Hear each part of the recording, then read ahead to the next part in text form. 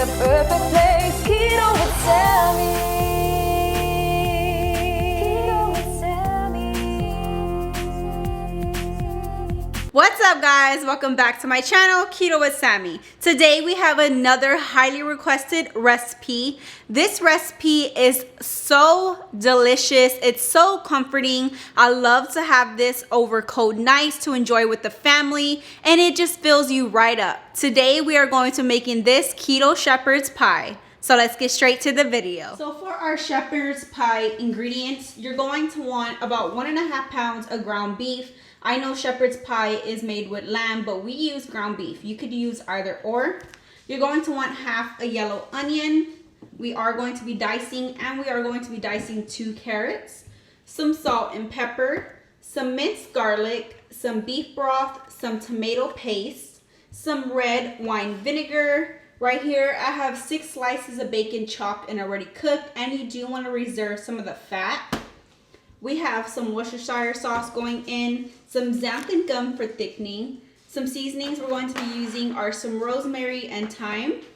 For our mash replacement, we're going to be using some cauliflower, some butter, paprika, and some shredded Parmesan cheese. What you want to do first is start prepping everything.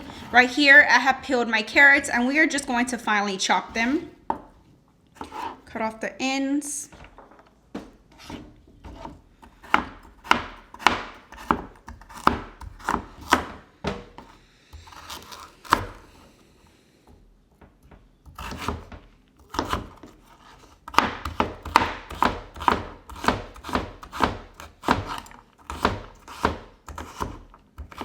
After you have your carrots diced, you just want to set them in a bowl to the side. Now we are going to chop half a yellow onion.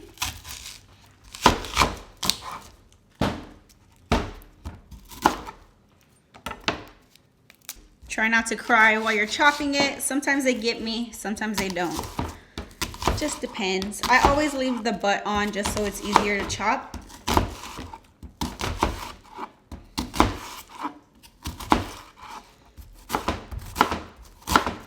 You just want to finely dice them just like your carrots. And set them in a bowl to the side.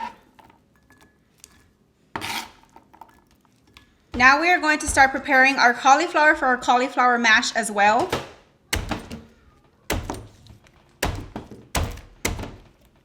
I just chop off all the leaves first. Then I like to chop off the end. Make sure you have a bowl set to the side so we can put all the cauliflower florets in there. Now this is going to be mashed, so it doesn't have to be perfect. Cut it in half.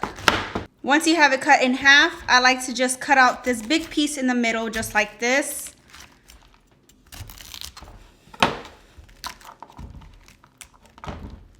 And all your florets will start falling off. If you have any pieces like this, just toss that to the side. Cut off the hard ends. Make sure they're pretty, good chunk sized pieces, and set it to the side.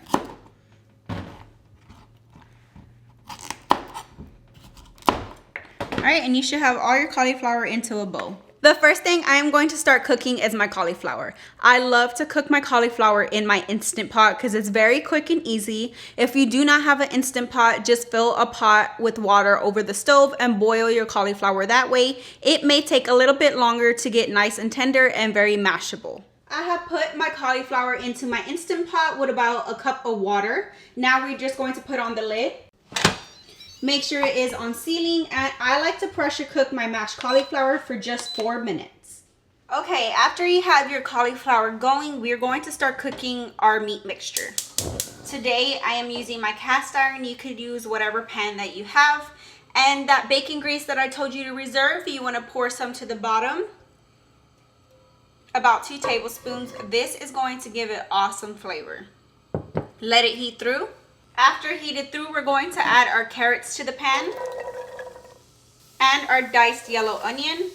And you just want to cook this down for about 4 minutes until everything is nice and tender.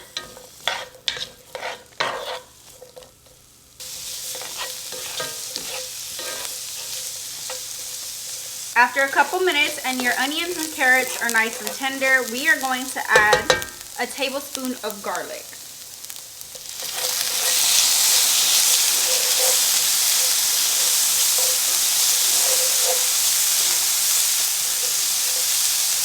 And just let that cook down for a couple of seconds. This mixture already smells so good. I absolutely love the way garlic and onion smell.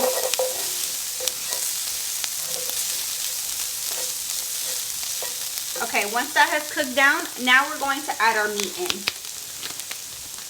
Add in your ground beef, or if you're using lamb, go ahead and add that in. And we're going to cook our meat all the way through until the pink is gone.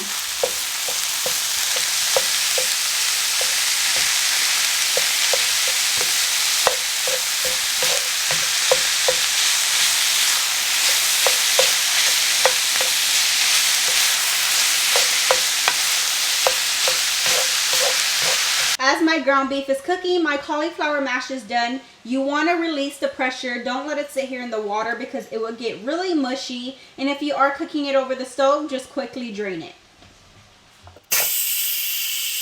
I have drained all the water out of my cauliflower. Now just set it here in the pot to the side. We will get back to it in a minute.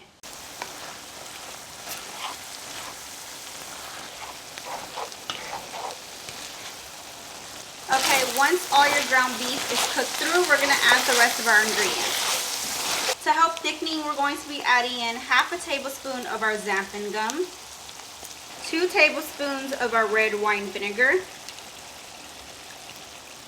a teaspoon of Worcestershire sauce, or more if you like the flavor, 2 tablespoons of tomato paste, some salt and pepper for flavor. This is just a mix by Flavor God. A teaspoon of thyme, and a teaspoon of rosemary. And you're just going to cook this down until everything is nice and simmered together and the beef broth has reduced a bit.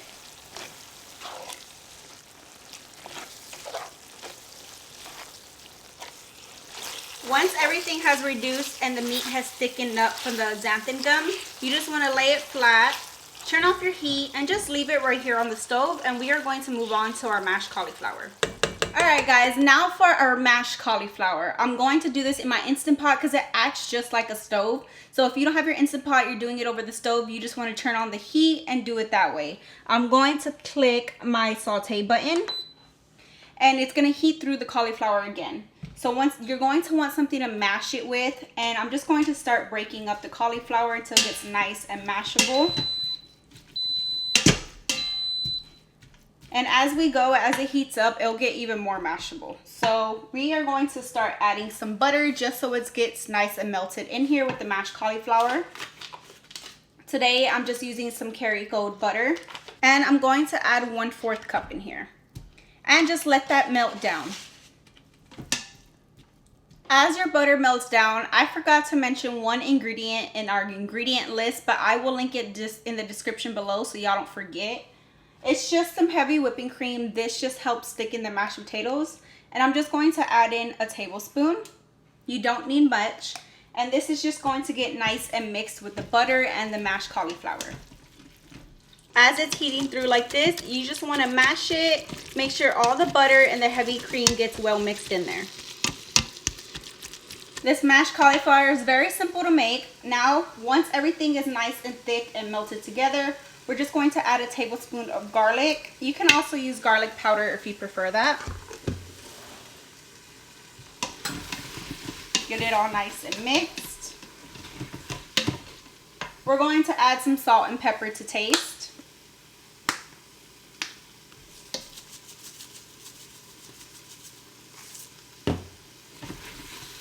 And you just want to keep mixing and mashing as we're going. We are going to add some paprika. Now this mostly adds color. I absolutely love the color it gives, but it also adds some flavor as well. You can use smoked paprika if you have that on hand.